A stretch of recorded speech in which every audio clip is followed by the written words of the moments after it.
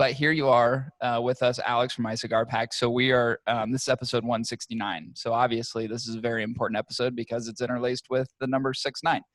Arguably my favorite sexual position. Yeah.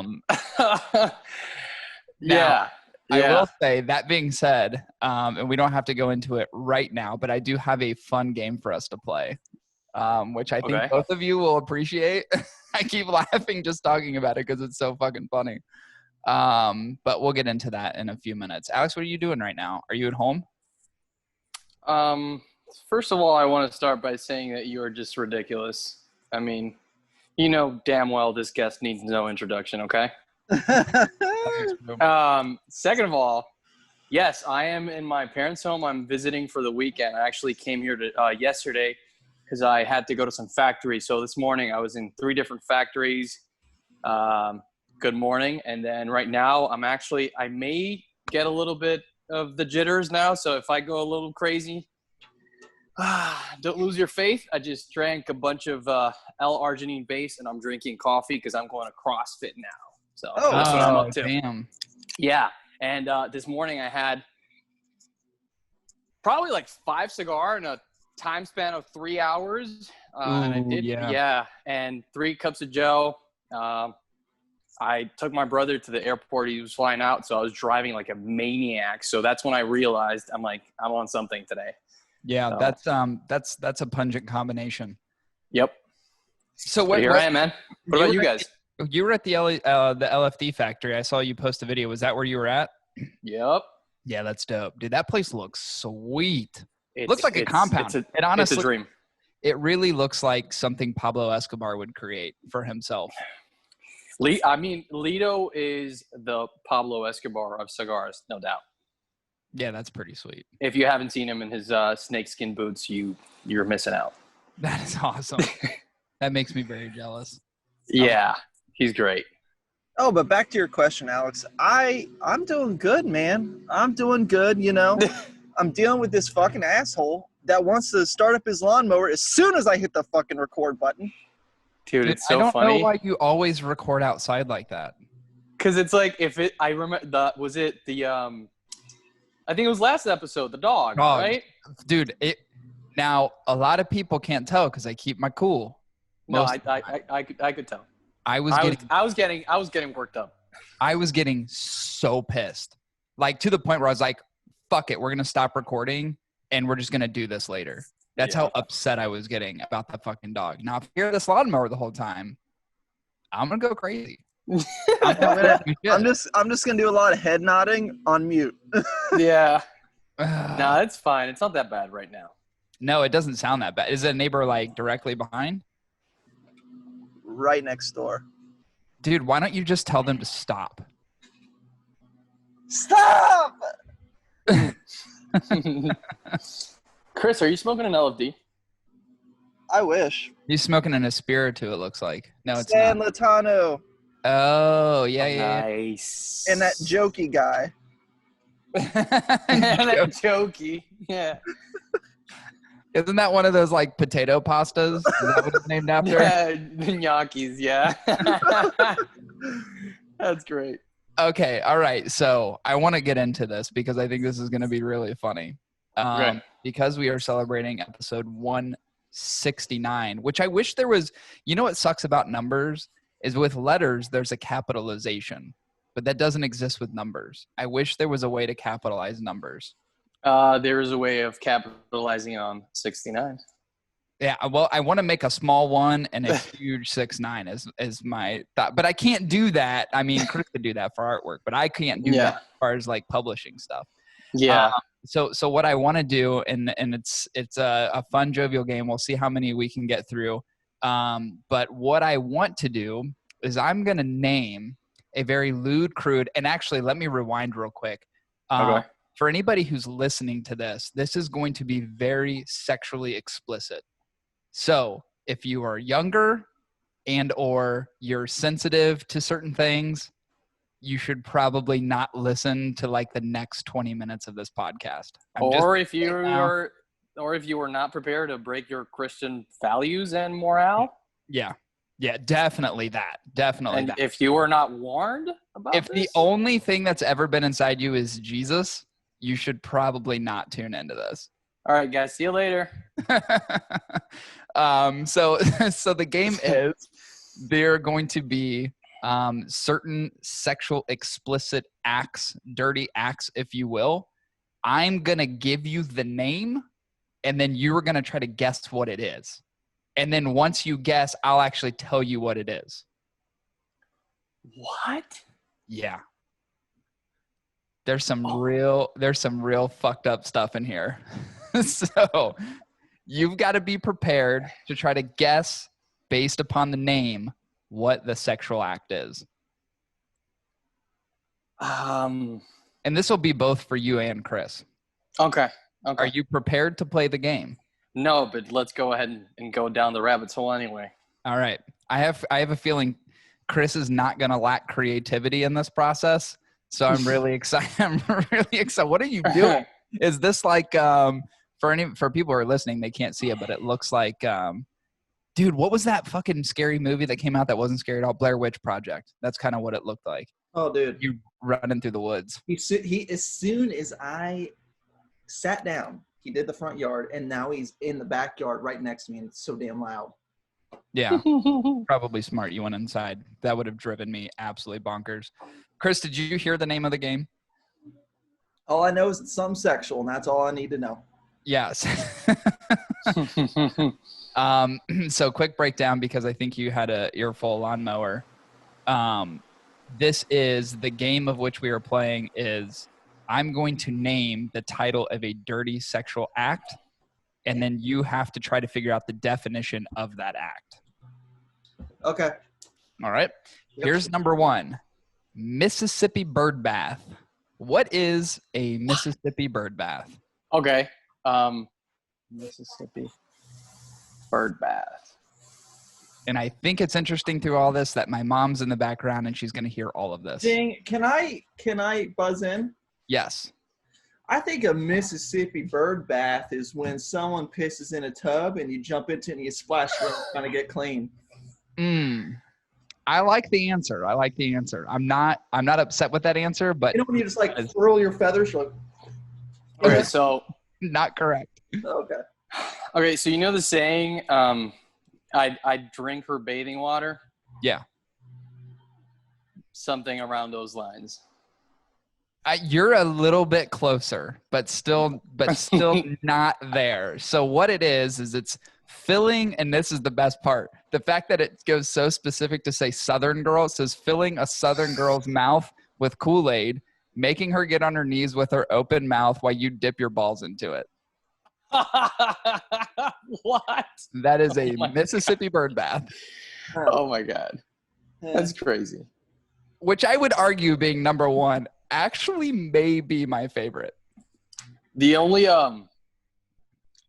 fact that the only reasoning behind why it would be exclusively Kool-Aid is because, you know, Kool-Aid man's saying is, oh yeah. Yeah, and that's got the expression when the gentleman dips nuts into the Southern girl's mouth. That's gotta be it. Yeah, that's gotta be it. Yeah, I agree with you. The next one's called the Flying Circus. Care to take a guess what a flying circus is? Ding. I think I know what it is. Okay. It's when you lay on the bed and you have a dozen midgets jump over top of you and do flips and. That would be fucking awesome, but that is incorrect. Alex, what is your guess? So flying circus is probably when the male lies down facing upwards and female sits down and rotates on a vertical axis. Oh, isn't that called the spin? Isn't that called a spinner? In my mind, it's going to be the flying circus.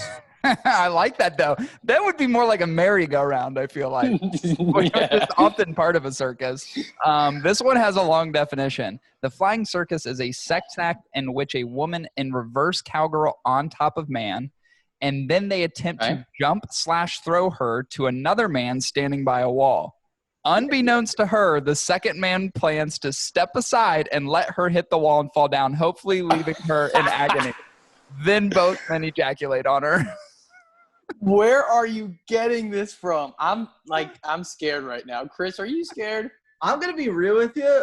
The short Chris has people was done it pretty too close. many times. The short peoples were pretty close. It wasn't it wasn't terrible. Now, not all of these are super crazy. I mean, they're all kind of crazy. There's some that are way worse. There's some that I am not going to ask at all, because if I have to read out the definitions, I don't think anyone's ever been kicked off of a podcast before. We may be the number one if I go any further. So I think we're already crossing the line. But, well, we've crossed the line so many times. We're used to it. The third act is called bobsledding. What would you gentlemen think bobsledding is? Oh my God. Ding. Go for it. When you lay down a tarp in your yard and 1,000 men jizz on it and you go sliding down it. Wow. Not a bad answer. But incorrect.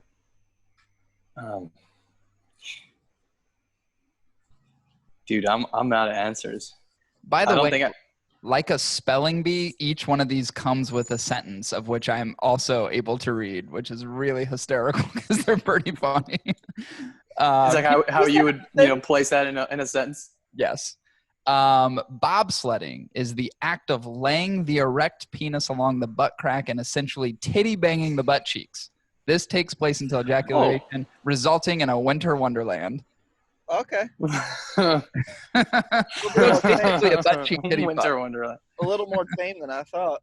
Yeah, see, they're not they're not all crazy.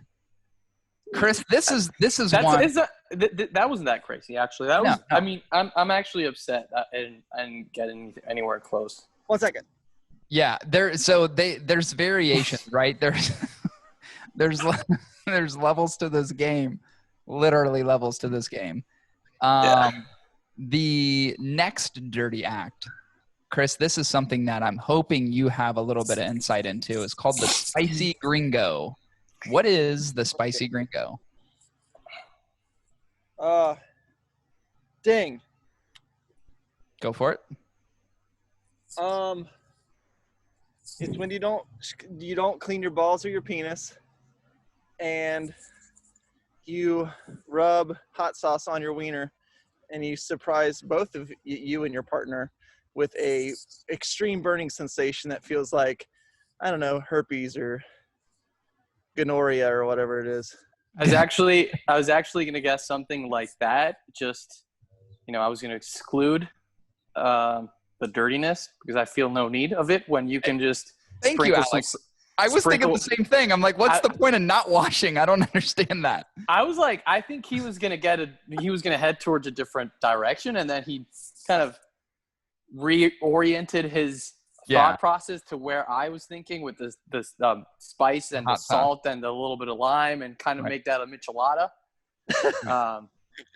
That's pretty much it. Yeah, I would add to that with making a michelada out of the sausage. Wait, are you making a Curb Your Enthusiasm reference? No, I'm not. No, do you remember there's an episode of, God, what's the guy's name? There's an episode of Curb Your Enthusiasm. We talked about Curb. Yeah. There's an episode where there's a porn star, and it's like one of the first episodes, and Larry meets him at a dinner party, and the guy talks about how the only way he can get erect is if another man shoves hot sauce in his asshole on his finger. That's so great. It's like one of the first episodes of the show. It's so fucking hilarious. It's what literally got me. That. I mean, it's season 1, man. It's like I think it's literally the pilot episode, and it's so funny. Yeah, I fell asleep last night. I was playing that I think this segment was divided in like 3 different episodes where John Hamm is essentially shadowing Larry David to imitate him. Fucking funny. It's so great. It is so dude, I love those episodes. It's great. Yeah. That's the last season. Yeah, Yep. That's the most previous one. Yeah, God, I love that. Yeah. That was a great season. Yeah. Spicy Gringo is the act of stuffing a woman's rear end with a volcano taco from Taco Bell, then eating it. Oh my God, what? I was hoping that is so bad. I was hoping Chris would You're not going to be short of beef. You know? Oh my God. Extra beef on that taco. Okay. Yeah. Let me see the next one. Oh man. Oh no, we can't do that one. Oh, is it racist? Is it racy? No, there's no racy ones. They're just ones that are just too far overboard. The next sexual dirty act is called the Kentucky tractor puller.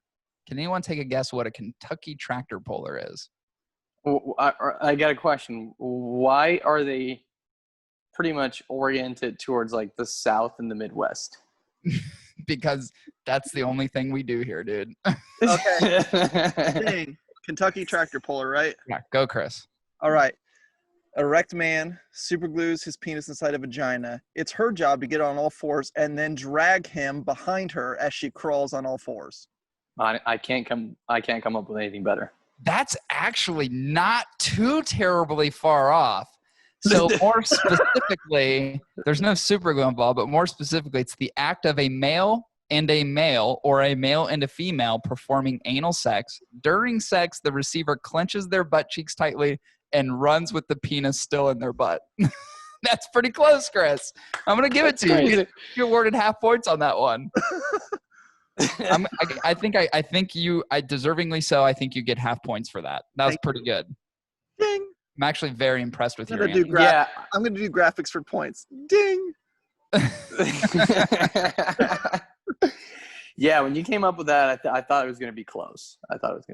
Yeah, that was good. Yeah, Alex. As soon as you said I don't really have anything, I was like, all right. I feel like Alex thinks Chris may be onto something here. Yeah, that was pretty. That was pretty accurate, DJ Khaled. Dude, that guy's a retard. I love him. The next sexual dirty act is called a bus driver. Can either one of you care to guess what a bus driver is? Oh my God. A bus driver. Oh, my head's going to a real dark place. Yeah. Honestly, I don't. It's just the name is not inspiring. Not at all. The name is very elementary and very vague almost. That's how dark my head's going right now. I thought super ambiguous. Yes, it is. I thought kids. I thought old. No, there's no kids, Chris. I want to preface. No fucking kids in any part of this. Okay. What is it called? Bus driver? Mm-hmm. Mm-hmm.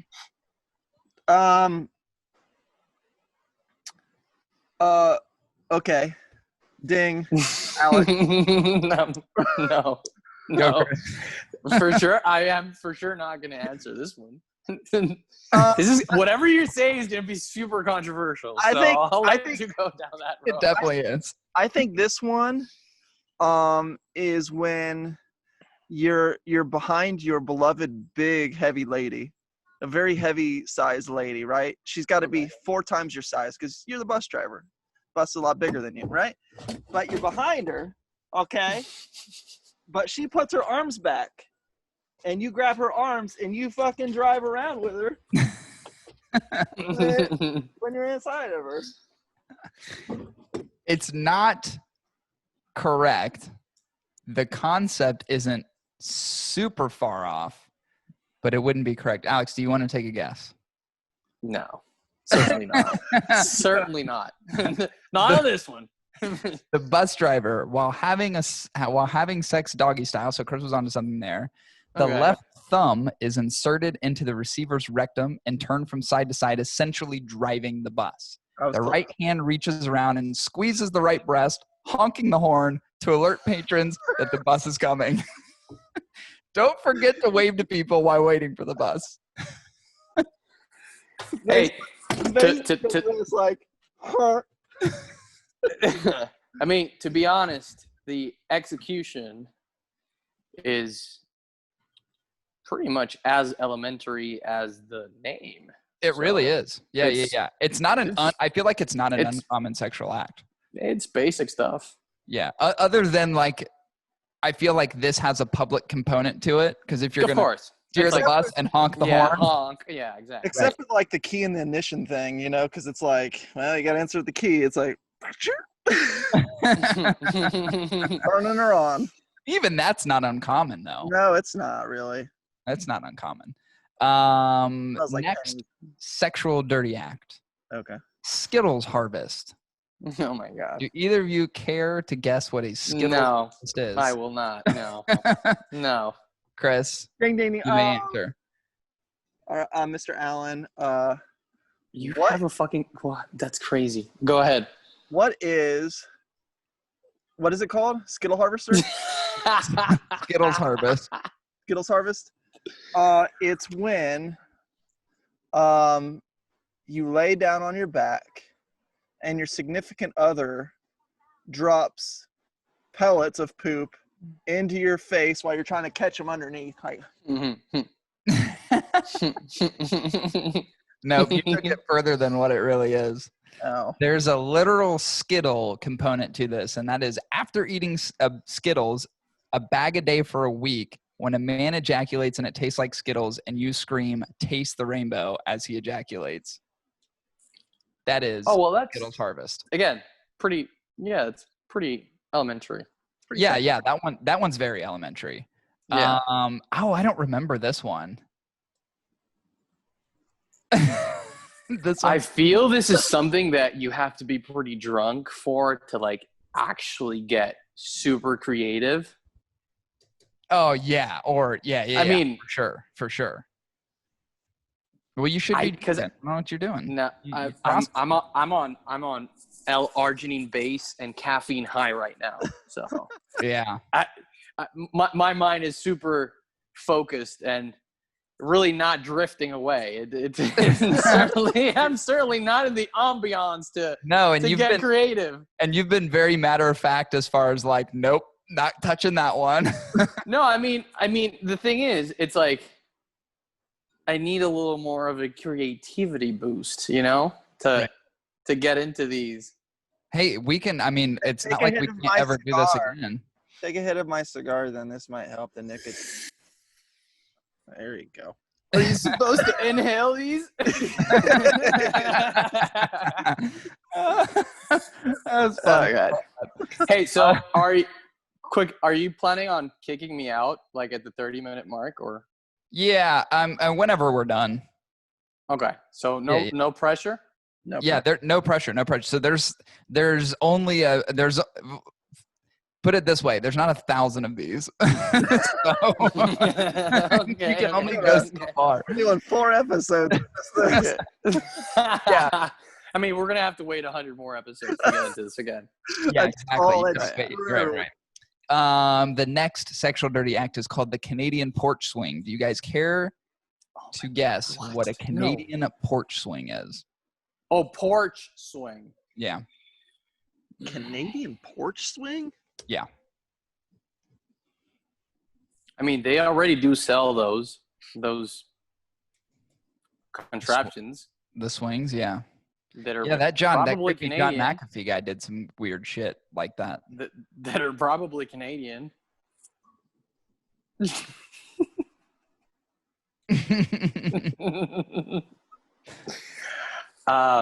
Chris, I can see your intensity. Also, I'm a little disappointed that the only time I don't wear a backwards hat is when you two assholes are wearing a backwards hat. I was actually wearing a Rucka hat that was too big on me, and I was afraid you were going to roast me, so I went and get my my normal New Era hat. Ding, ding. Yes, Chris. All right. A Canadian porch swing is when a guy's sitting down, and the woman just keeps doing this back up into him, and every time she gets on him, she goes, sorry, sorry. Sorry, sorry. Eh?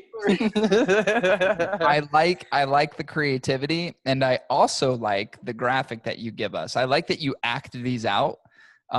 This will give certainly a lot of reason for people to watch this on YouTube, but that is incorrect. A Canadian porch swing is when two completely naked people are standing upright, one behind the other. Right. The person in the rear inserts their big toe inside the anus of the person in front of them. As the person who has their big toe inside the other person's sphincter removes the big toe in and out. It causes that person in front to rock back and forth as if they're sitting on a porch swing. Oh my God. This one's terrible. I think the next one is my favorite. All right, go. All right. The next sexual dirty act is called the Hickory Switch. What is the Hickory Switch? Now I will ask you, do you know what Alex, do you know what a switch is? I mean, Not I like know what a light lot of switch. Not like electric. there's a Nintendo Switch. Like we used to back in the South, we used to get beat all day long by our pa and ma for acting up. And they told us, go out in that yard and pick yourself out a switch and make sure it's at least 1 inch thick diameter because I'm going to whoop your ass, boy. Oh, like a stick. Yes. Yeah. We call that vara, like a vara. Yeah, of course. There you go. They sound. Oh, Yeah. yeah. Yeah. Your ass fucking rocked with those things. So Yeah, that's what definitionally that's what a switch would be in this scenario. A hickory. I have no idea how would. Oh, hickory switch. Okay.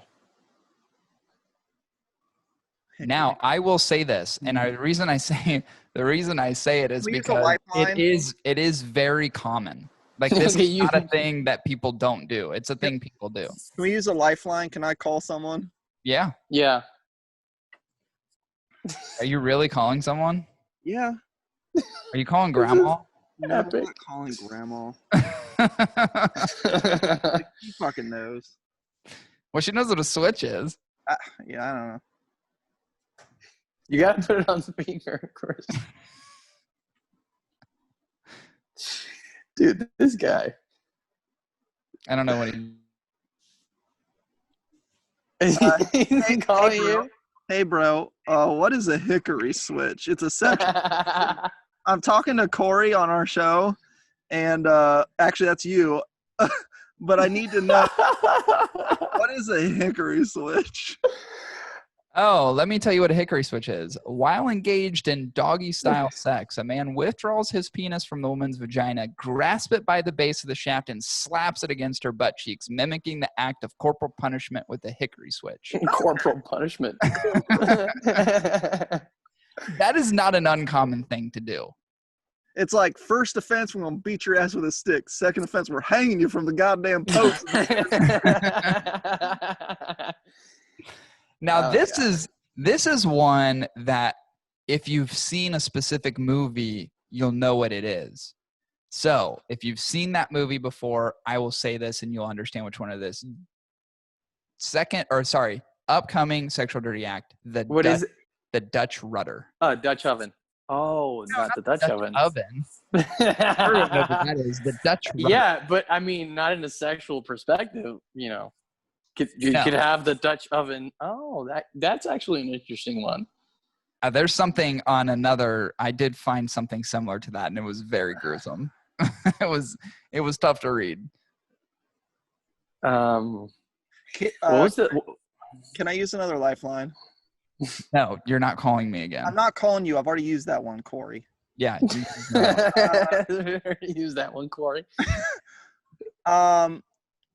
Can you use it in a sentence as if you're the observer watching it with facial expressions and body language? No, I don't think I can. What is it called again? The Dutch what? The Dutch rudder. Like a boat rudder. Yeah. Or We know what a Dutch oven is, right? Yeah. Of course. Okay. So the only commonality is they're both Dutch. So it's got to be under the sheets. Am I close? No, it does not. So then they have no. They're both Dutch, but it's like. But they have no commonality in the act. Yeah. Are they wearing those like wooden shoes? That's a Dutch clog. Okay, are they wearing them? I mean, they could be. There's also something called a double Dutch rudder, which is actually more accurate to the movie that I'm referencing. Oh, I've heard that. I've heard that concept. Yeah, double Dutch rudder, and then there's the Dutch rudder. So there's there's double Dutching. Yeah, I mean, you could technically Dutch rudder all the way to infinity, technically. Huh.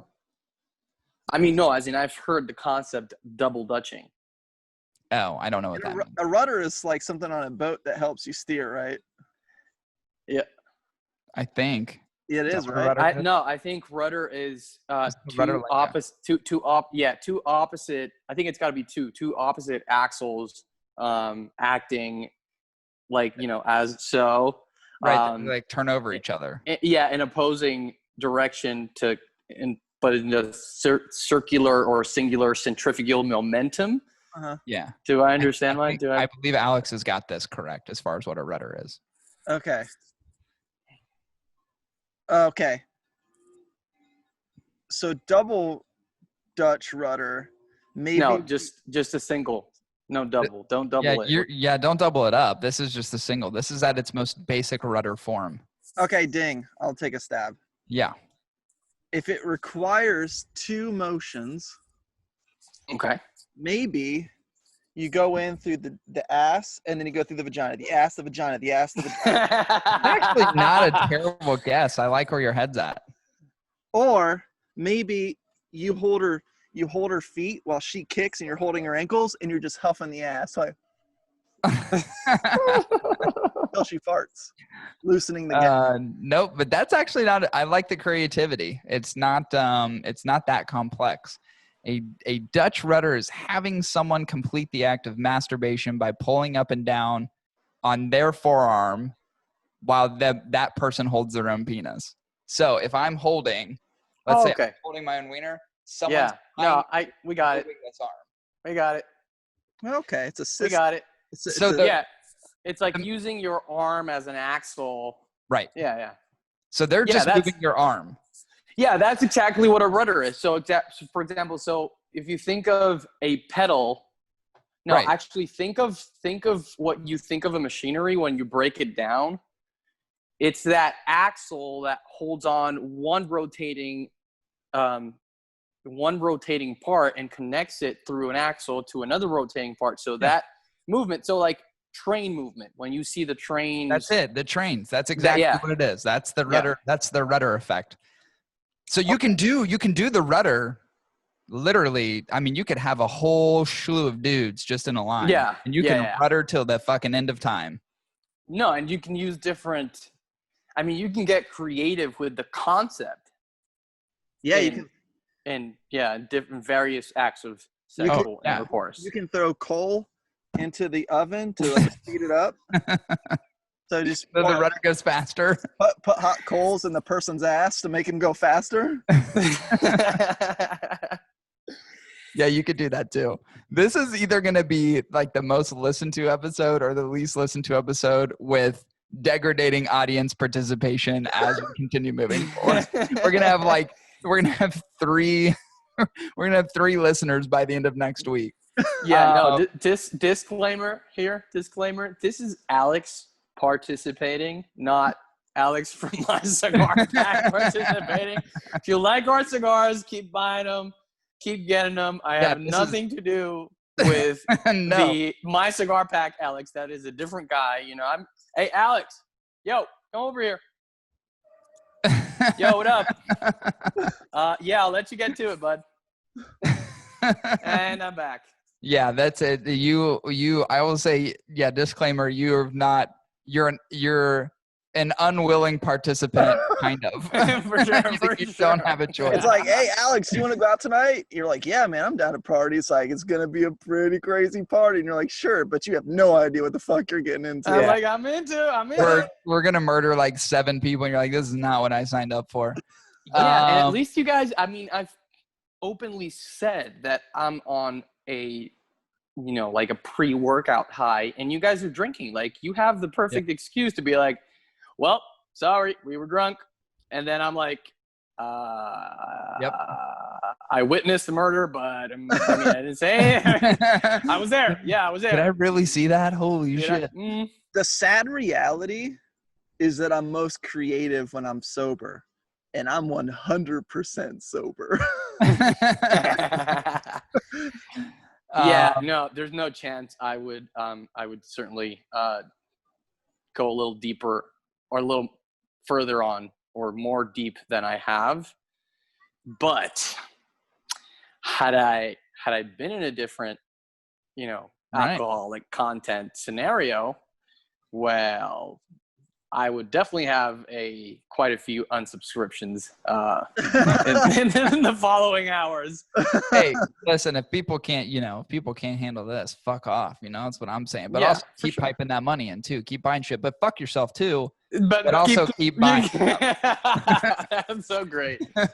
The next sexual dirty act is called Charizarding. Now, this is like the Pokemon. Yeah.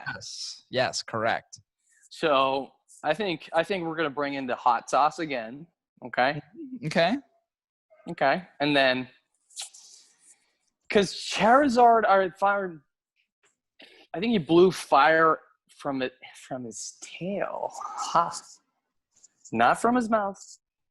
He whipped his tail and he whipped like fireballs, and then he would transform into Charizard and then Charizillion or something like that as he got bigger.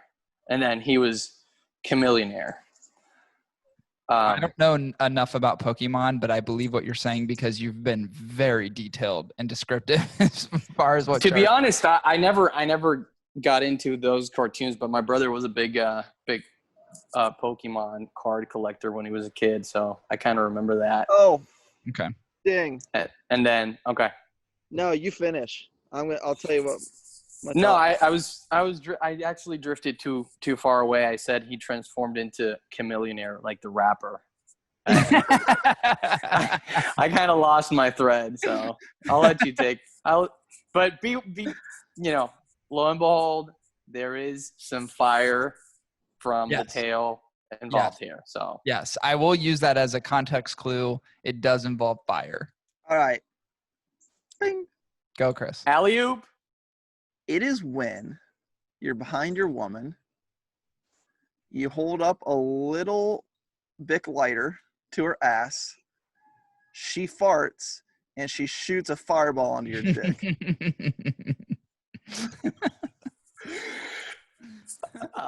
It's probably not far. I kind of like that better than what it actually is.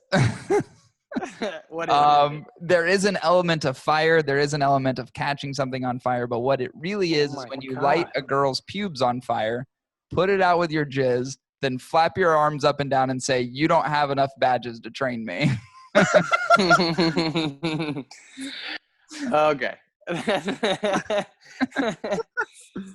That's crazy. That went back to the I think it was the second one. What was it?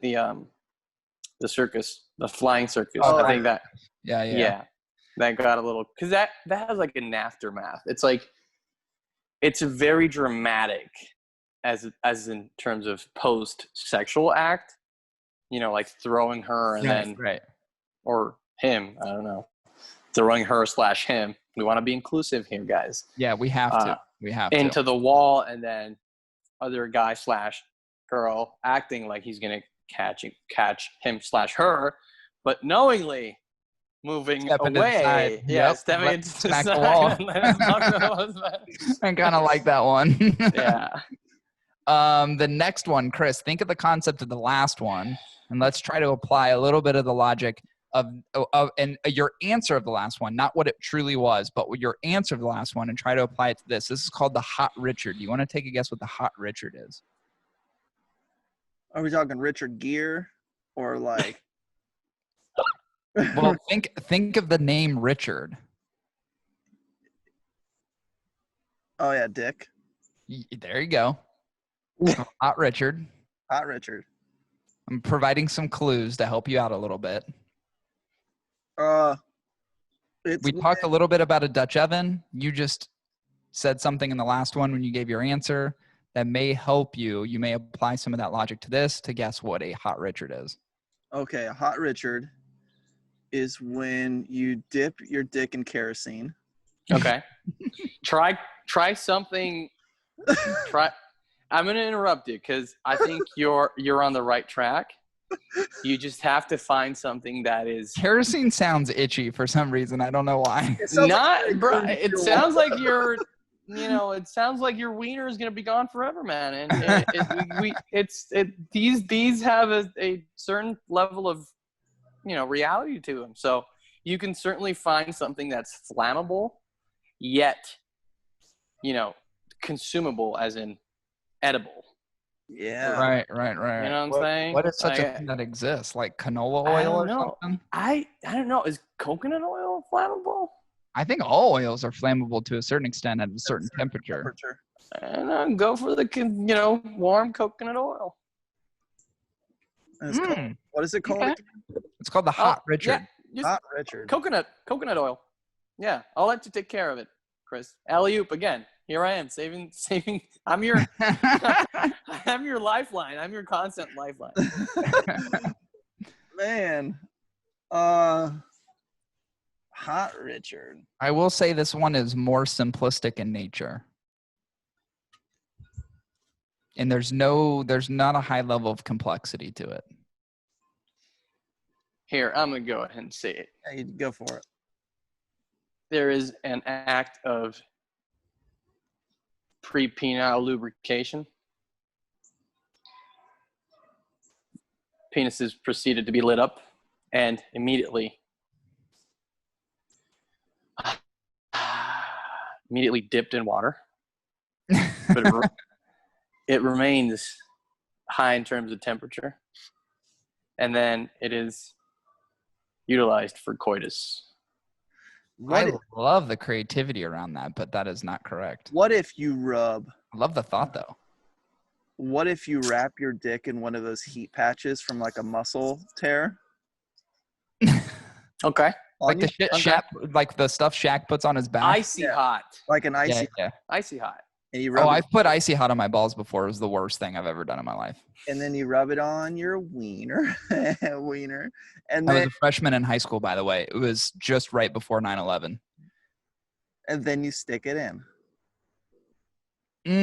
That's actually a really good guess. I appreciate the thought that went. Actually, both of your answers, the thought that you put into them, and the creativity, I think is commendable. But remember that I said this is a pretty elementary act. It is when a man and a woman are spooning and the woman farts on the man's dick, making it feel all warm and cozy. Oh, jeez.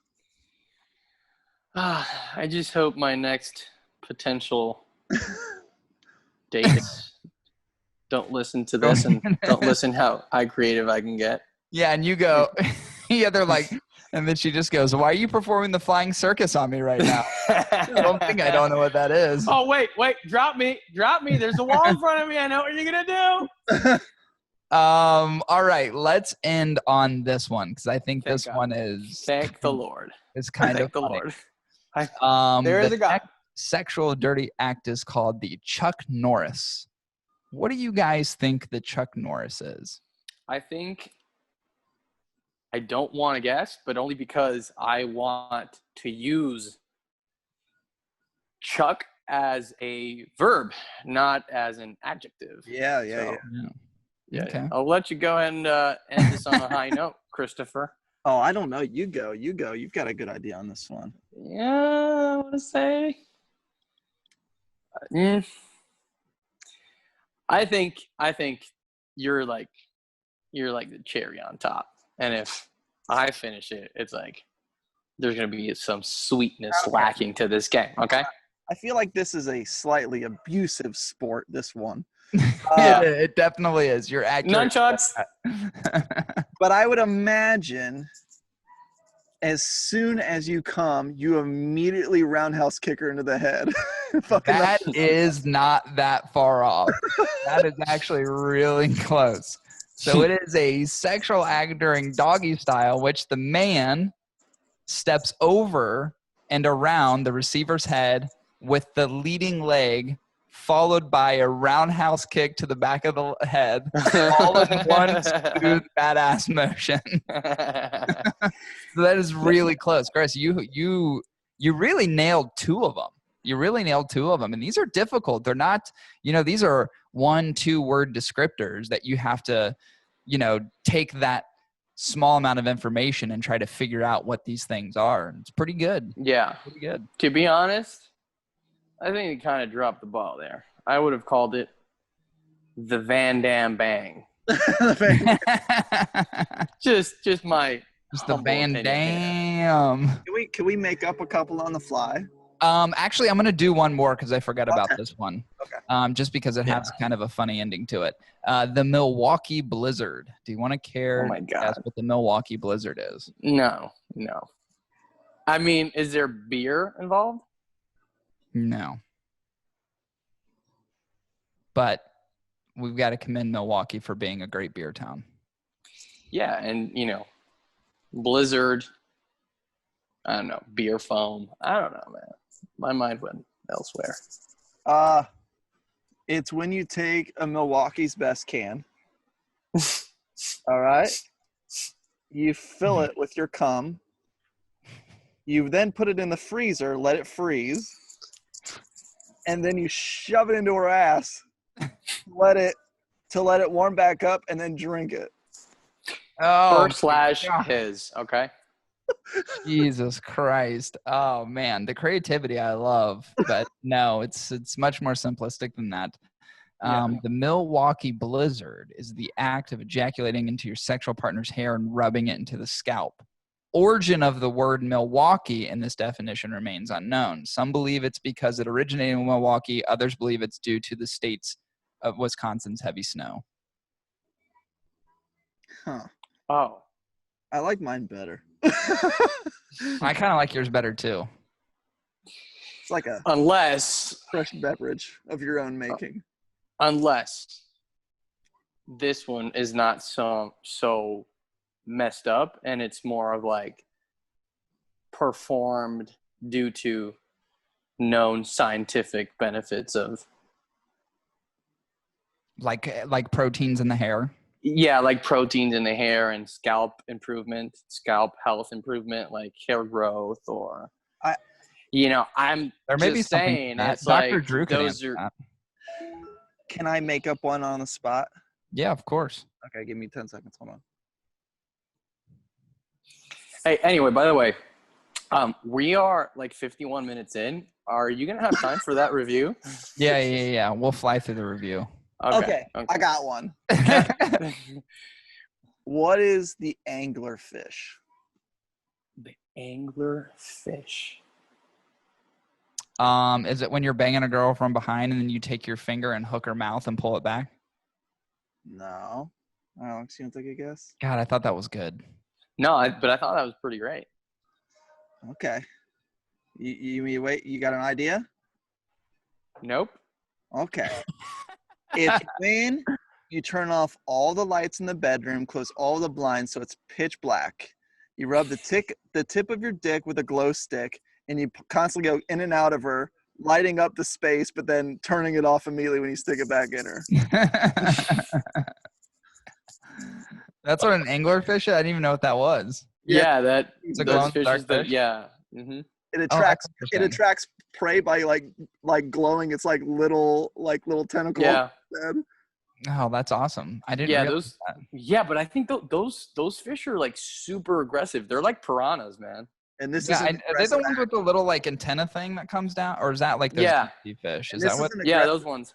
This is an aggressive act too, because when you're in the corner of the room and she notices the head glowing, she's going to naturally come towards it, right? Because she's curious. Right. Glowing light, of course. She gets close. Not only do you stick it into her, but you immediately bite the shit out of her. You know? So, and you're very aggressive about it, for sure. I love it. I just hope my mom never sees this episode.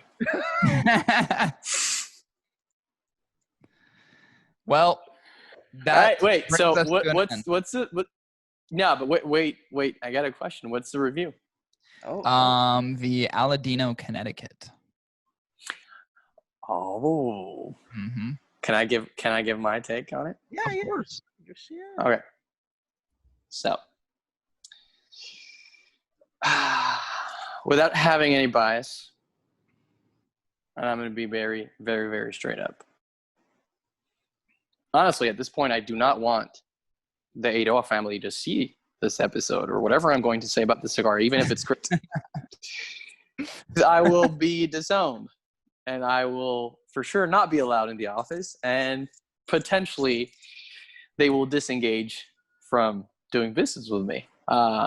No, in all seriousness, I think it's such a consistent smoke. I think a consistent in terms of flavor. I think there's not so much complexity to it as other Connecticut's that try to actually be more complex, but this is just like very flavorful. It does not change too much, but it's such an enjoyable flavor that whatever strength is in there, you don't really feel too much up front. I think it is very smooth, but at the same time, knowing what it has in there, it's kind of surprisingly, it's surprisingly more oriented to flavor than like it's blended towards for people to receive that flavor explosion rather than the little bit of strength it has. I think it's a very well performing Connecticut. I had a lot of people give me feedback that they loved it, and to be honest, I share the sentiment. Yeah. So, well, I'm not going to tell you how I feel about it because then that would be spoiling the episode. yeah. No, I just wanted to put that in there. But no, I appreciate that feedback. And of course, the way that you articulated that, Chris and I will go through this, and then I'll be curious to see how what you said matches up to our thoughts and feelings about the cigar. Okay. Yeah. So I know you listen to every single episode, so you'll, of course, know next week exactly what our breakdown is. Yeah. Hey, here, one thing. I noticed a kind of like I noticed a diverging pattern on the last episode. I listened to it 2 nights ago, not last night, 2 nights ago, and there was a pattern where you were now emphasizing a little more on the under or / overratedness of the cigar based on how it was priced. Right. As opposed to before, you weren't really doing that. You were just doing it you were focusing on brands in general. Right. But you kind of took a trend of, initially, like, for example, the first one was a Tatuaje. You were like, okay, it's priced where it needs to be. And then you would drift on to, the under / overratedness of the cigar itself. And then go back to how it would be underrated or overrated based on the price. So I think that was cool. Were you intentionally trying to do that? Yeah, because the factor, I always look at it this way and saying like the element of price and the factor of price is, I think, arguably one of the most important factors when you're considering whether or not a cigar would be overrated or underrated. There's cigar, if you just took, let's say you took a sample of 10 cigars, right? And you had no idea what the pricing component is, and you were specifically grading off a certain criteria, all being the same within each cigar. Then your baseline is just the characteristics of the cigar, not including price. But when people are spending dollars, you can't not talk about what the value of that cigar is in terms of it being overrated or underrated, which is why we added the component in there. Obviously. Not to mention, to me, it's like it's probably the most important factor. Not to mention, if you took 10 of the same cigars that were so close characteristically, or let's say there were 10 cigars that you absolutely adored, right? Yeah. The last factor you'd grade that on is the price point. Right. Like if one of those, let's say all things equal, let's say they scored out the same, and then you come to find out that one was $25 and another one was $10. And from an experience perspective, you like them or graded them equally. Well, which one's going to have the better value? I can smoke, and I'm just doing simple numbers. I can smoke 2.5 of this one per this one. And I think that value component is really important. I know a lot, and it's we always edit it in there because it oftentimes, I even just posting on Instagram or social media, people are like, that's a really good cigar, but so expensive. And it's like, we have to be cognizant of the fact that we're talking about buying behaviors from a consumer, which is always going to be inclusive of pricing, especially, there's some people who can just buy anything that they want without any repercussions, without thinking about it. But a majority of our audience, they're not rich people, right? They're smoking. They're like, I know so many people are like, I have a budget for my cigars every single month. So those people are actively looking for the best value. So which is why we add the component in. So. No, I agree. I agree in so many fronts. Like I'm going to be quick here. So, I mean, if not, my cigar pack would be priced at $50, not at $35. So I can honestly get behind that. But at the same time, what I'm trying to validate here is your perspective and switching on and off, which was great because you do it like in an unbiased manner, and obviously everything has to be unbiased, but then price point does, partake a big factor in the overall perspective on it. Like you were circling back on and off in terms of pricing. It's like, go back to the Juarez. Like Juarez can be priced at $10, $12 and it will still be great. And it's the same, like with the Plasencia that you rated, the Almafuerte $20 stick. I mean, that could potentially be the best $9 or $8 cigar in the whole industry. If it were priced at $8 or $9, but then once again, you said it's priced at 20. Okay. So, So yeah, I won't take more time. It was like, I don't ever fault a manufacturer for doing that. You know what I mean? Like I look at it sometimes when someone comes in, they're, let's say an unknown brand or unfamiliar to the consumer. And then they try to just like insert themselves in the market and go, here's this $20 cigar. I go, that doesn't seem like a great strategy. But if you're some of the big dogs, like if you're Davidoff, you're doing it and people are buying a fuck ton of them. If you're Fuente doing with the Opus line, you're doing it. It's a great cigar and you're going to sell a fuck ton of them. It's a great strategy by many. I think you always have to factor that in. But or if you're burning money, you just price it at $25 and you smoke them all. There you go. I'm going to be in that position one day.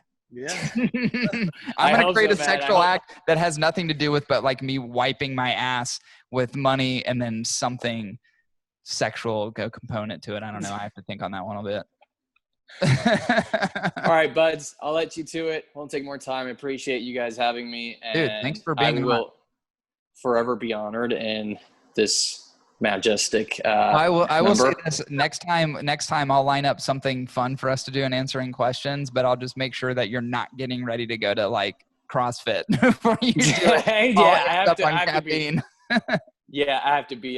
have to be higher on my alcoholic content, so for sure. Yeah, of course. All right, guys. All right, bud. Much love. See you, my Talk friend. soon. See you, Bye. man. XOXO.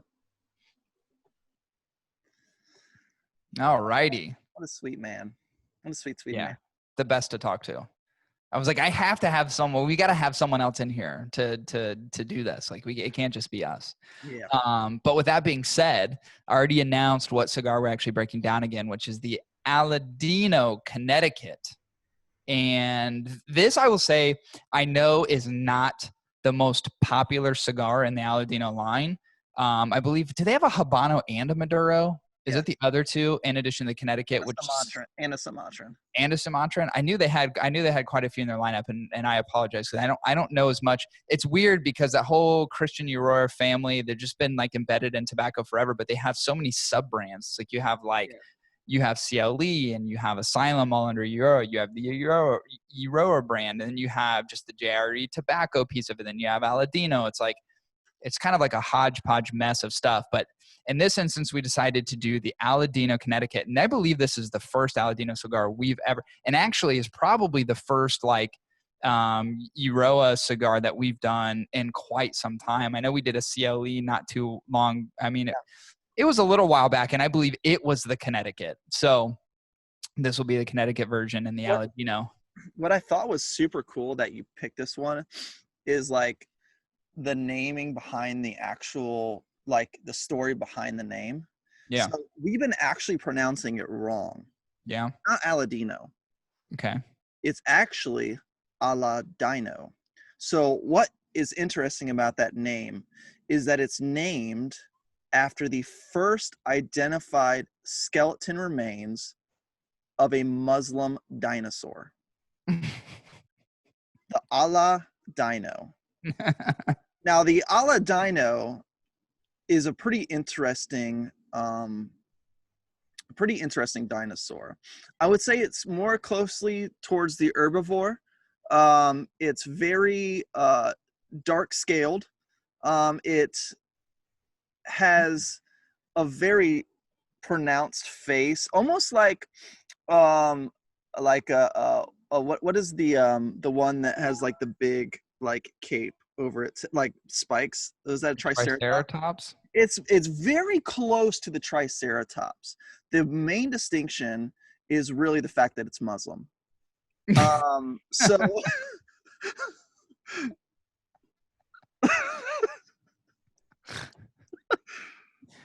they named the cigar after this dinosaur, and I thought that was pretty profound. This is the first time I think we've ever reviewed a cigar from a brand that has named it after a dinosaur. Yeah, it for sure is. You know?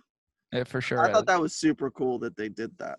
Yeah, of course. I mean, giving homage to these wonderful creatures that if it weren't for this hot ash falling all over them and burning them to nothing, they would still probably rule this planet and we would cease to exist. So hats off to the dinosaurs, you know. Exactly. Wasn't their fault. Wasn't their fault. Before us. Yeah. Wasn't their fault. I mean, alligators and crocodiles still exist. They're fucking dinosaurs as far as I can tell. Yeah. All right, let's get into the review. Chris, before we actually get into components of the cigar, how do we break these down? Absolutely, Corey. Each cigar review is broken down into 3 main categories: construction, burn, and flavor. To throw in a little extra kicker, we see if the cigar is worth the price for a possible bonus or deduction. And then finally, we average out our individual reviews, giving you guys our total recommendation. This is our new grading scale. You want numbers? You want percent scoring like a goddamn elementary grade card? You want your numbers? You want your grade? You're not going to get it. You're going to get a recommendation. That's it. Beautiful. This cigar is comprised of an Ecuadorian Connecticut wrapper. It's a shade wrapper, Honduran binder, and Honduran fillers, which is not obviously with Euroa and their Honduran factory. There's always a component of Honduran tobacco. And I will argue this before we actually get into the review, that they make and produce the best Honduran tobacco I've ever had. Hands down. It's why I love those cigars so much. We smoke this in a 5x50 Robusto. Comes in just under the $8 price point. Let's get into the breakdown of the cigar. Chris, what was your construction like on your cigar? What I thought was interesting about it is that, you know, it is the Aladino. So if you're used to the traditional Connecticut shade cigar, what you're going to notice about this one is, to me, it's a little bit darker than a traditional Connecticut shade, which I think is interesting to me. Now, maybe I was in dim lighting. I was in a lounge. Maybe that's why. But it definitely seemed darker than any other Connecticut that I've had on the market. So that's something to note, all right? The other thing is that it had just a nice feel to it. It was almost kind of velvety. It had this kind of like fuzziness to the wrapper on mine that I thought was cool. I'm so used to that gritty San Andreas or Connecticut broadleaf or real heavy Maduro, right? But this one was the opposite. It's a Connecticut. So to me, it was fuzzy, real mild veins in it, pretty even consistent color throughout. And of course, it's sporting the Aladino label, which is white and black, which is honestly a good look for this cigar. I thought the construction was great. Awesome. I agree with you. As I put, I thought it was a cool fuzzy tan color. A cool fuzzy matte tan is what I said. I thought at first glance the construction was really good. It's very light in the hands, as most Connecticut's are. It's not a robust wrapper. It's not intensely firm. You can tell that it's a bit fragile just as you're kind of holding it. One thing that I was disappointed in is actually after I cut the cigar and I cut it right at that first cap, it began to unravel all the way down through the wrapper. And it really actually highlighted the fragility of Connecticut wrappers. We know how fragile they are, and we know that they're not as easy to work with.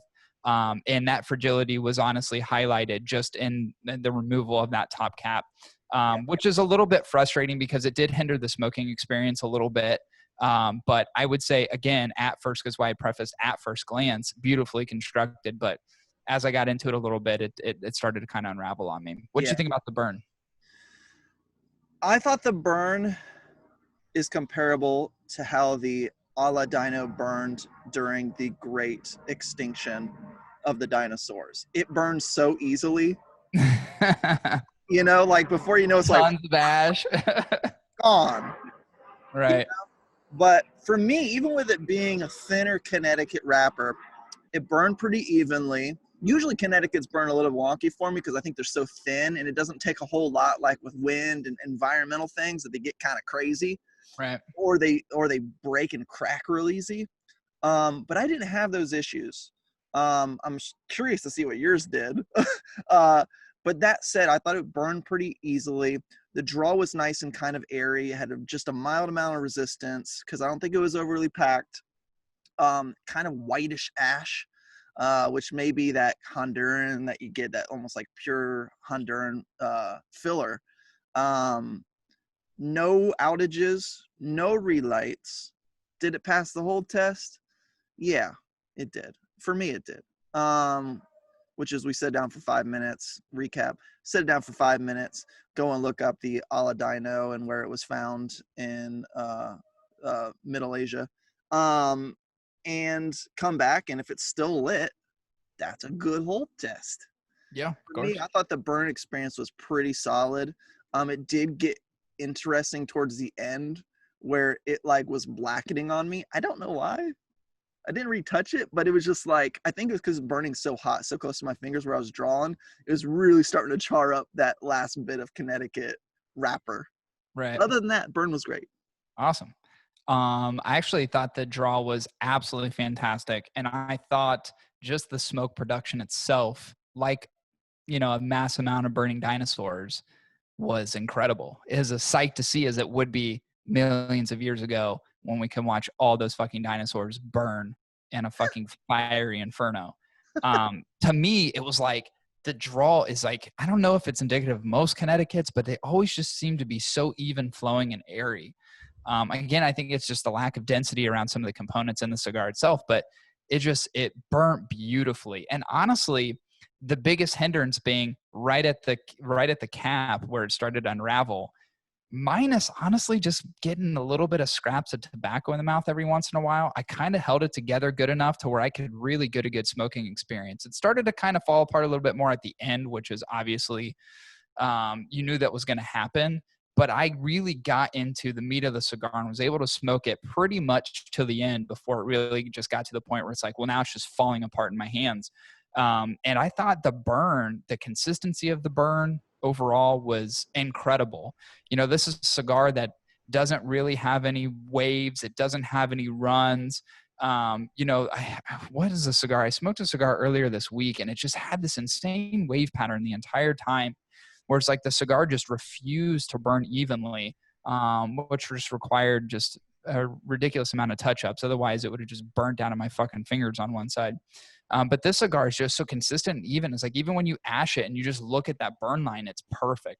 And it was like that all the way through. So minus just the issues I had with the wrapper kind of peeling apart, everything else was flawless. Yeah. Yeah. So what do you think about the flavor? Arguably the most important component that we grade. For me, I think Alex nailed it. There's not a whole lot of change-ups in the flavor in this cigar. I think it's very, very consistent.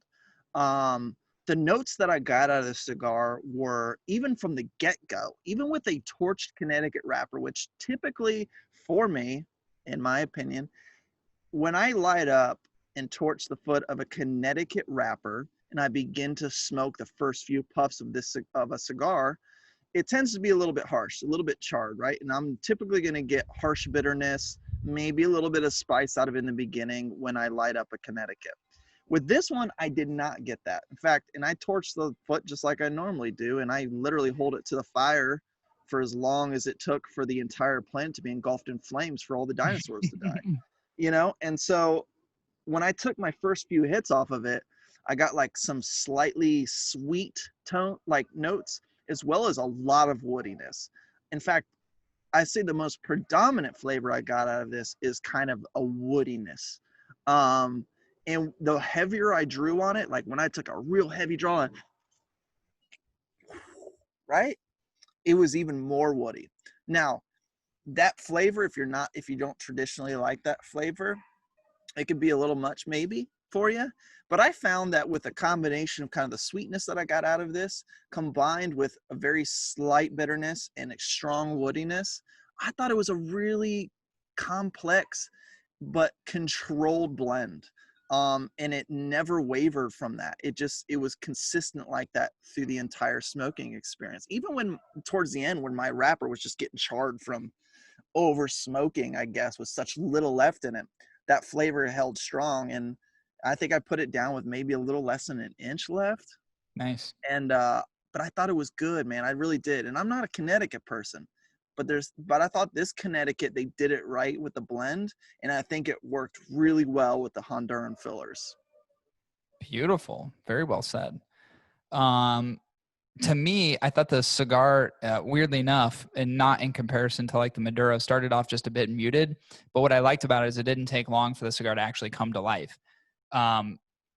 To me, it had like this weird herbal smoothness to it, which is kind of strange. And I don't know if that lends itself to the Honduran component of the cigar. But it literally is like, I didn't know how else to state it other than that's like what I was getting, like literally just a flavor on my lips. It was crazy. I thought the cigar was desirably mild. Yeah. And I think Alex kind of stated that well in the beginning. That's why I was curious as far as like the comparison, because for me, what it lacks in comparison to the other Aladino cigars is that strength, is that kind of fullness to the cigar. But I would argue that's what I like most about the cigar. This is what, in my opinion, I've always wanted a Connecticut to be. One of the things that I really enjoyed was at the 50%, like right at the halfway point, not dissimilar to you, I did get like this woody earthiness to the cigar that I really enjoyed. There was a sharpness to that flavor profile that I think latched itself to some of the creaminess that I got up front. I thought it was very complimentary. I agree with you in terms of there's not a whole lot of change-ups. There's few change-ups. They're slight and they're subtle. What I like most about them is that they always seem to be complimentary. And I would say in the final third, what you typically get in Connecticut's, which I hate about Connecticut's, is that prototypical that harshness that you get at the end. I think the harshness was removed from this cigar, and I think it was more bitter. And what I want to say is I think sometimes people would say, aren't those one and the same? Aren't those synonyms to each other? And I would argue that they're not. I like bitterness in a cigar. I think that is a desirable flavor. Harshness to me is almost like it's like a charred bitterness. It's an unwanted bitterness versus like something that I would say is more kind of a coffee note or a coffee flavor in a tobacco, which is a wanted bitterness. It was a good bitterness. There was no harshness really to the ending of the cigar at all, which to me makes this a fucking already, minus everything else. If it just doesn't finish harshly, as most traditional shade Connecticut cigars do, it's a fucking win in my books. So I think the cigar was fucking awesome for being Connecticut shade, and probably also argue from a flavor perspective, it is probably one of my favorite. And I think that is honestly the Honduran piece to it. I favor Honduran tobacco a lot. Every time I get to smoke a Honduran cigar, I get very excited. So to me, I think it lends itself to the wonderful Honduran tobacco. And I think it's just a really good complementary wrapper to the binder and filler combinations. Yeah. What did you think? It's not a hefty price of entry. Technically, for the Robusto, I think is like $7.80, just rounded up to $8. What do you think from a pricing perspective? This is a 5x50 Robusto. I've seen a lot of Connecticut's at the $8-9 price point. And the fact that you're getting a Robusto, and I think, from my opinion, getting a Connecticut, that it kind of rises above the de facto standard, in my opinion, as far as what I think a good Connecticut is. Like 9 times out of 10, I'm not going to really like Connecticut. But when I'm surprised by that one time out of 10, right, that 10%, right, I'm extremely enthused, because then it still makes me want to try Connecticut's. And I think the Aladino or Dino is one of those exceptions to my rule of thumb on Connecticut's that are just not great for me. Right. This is the exception. I thought it was so good. And the fact that it's, even if it's a Robusto, even if it comes in a little bit like under $8, to me, it's priced a little bit under where I think it could be for being an Aladino and comparison to other Connecticut's I've seen. So for me, I think it's priced a little bit under, and I think it's worth the bonus because it's one of those Connecticut's that's worth smoking, that's as good as it should be for a Connecticut, that I think it's underpriced. So I'm giving it a bonus. Damn, nice. I personally think it was priced appropriately. And that's just me. There's going to be very few Connecticut's on the market that I think are going to be, to me personally, worth anything unless this cigar was at like $5 or $6. Then I would say, okay, yeah, let's heighten it up a little bit. But I think at $8 and a 5x50, which is a relatively small cigar, is an average size cigar, obviously Robusto, but I think it was priced appropriately. I do think that the cigar was really, really awesome. But again, going back to the fragility of the cigar, and honestly, there's no way I could have cut anywhere on that cap with any other device and not cause the issues that were caused with the wrapper peel. And by the way, it's obviously in a very controlled environment.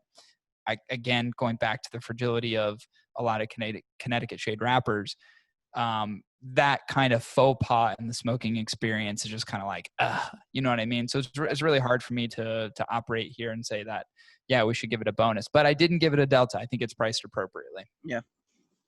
So what did you give it as a recommendation? Brother, I had such a great construction. I had a great burn. I love the flavors, especially for it being a Connecticut. It is a subdued cigar from a strength standpoint, which I think is a good entry point for anybody who's getting into cigars. Can get behind the price point, which I think is slightly undervalued. This cigar for me is a highly recommended cigar. I would agree.